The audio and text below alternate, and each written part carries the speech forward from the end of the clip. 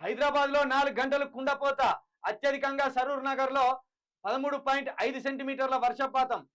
పలు చోట్ల నీట మునిగిన కాలనీలు. పంజాగుట్ట, నిజాంపేటలో పిడుగులు. ఇండ్లకే పరిమితమైన జనం. ముషీరాబాద్లో వరద నీటిలో కొట్టుకుపోయి యువకుడి మృతి.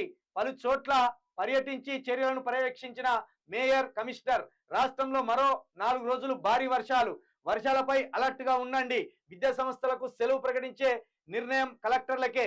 మంత్రి పొంగులేటి కలెక్టర్లతో వీడియో కాన్ఫరెన్స్ లో రెవెన్యూ శాఖ మంత్రి. చూడండి, విద్యా సంస్థలకు హాలిడే ఇవ్వాలని రెవెన్యూ శాఖ మంత్రి చెప్తాడు. దరిద్రం గిట్ల పాడై ఉన్నది రాష్ట్రంలో.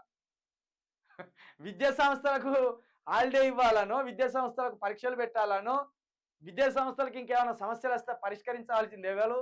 విద్యాశాఖ మంత్రి గారు. మరి 9 నెలలుగా మన రాష్ట్రానికి పాడై విద్యాశాఖ మంత్రి లేడా, హోంశాఖ మంత్రి లేడా, మున్సిపల్ శాఖ మంత్రి కూడా లేకపోయా. మరి కాబట్టి దీంట్లో రెవెన్యూ శాఖ మంత్రి ఏలు పెట్టి కలెక్టర్లే తీసుకోర్రి అంటాండి. ఇక అక్కడికి వచ్చింది తెలంగాణ రాష్ట్రం. విద్యానాశనం, రక్షణ నాశనం. ఇక తెల్లవారుజామున 4 గంటల నుంచి 8 గంటల వరకు భారీ వాన. మొత్తానికైతే వర్షాలు దంచి కొడుతున్నాయి.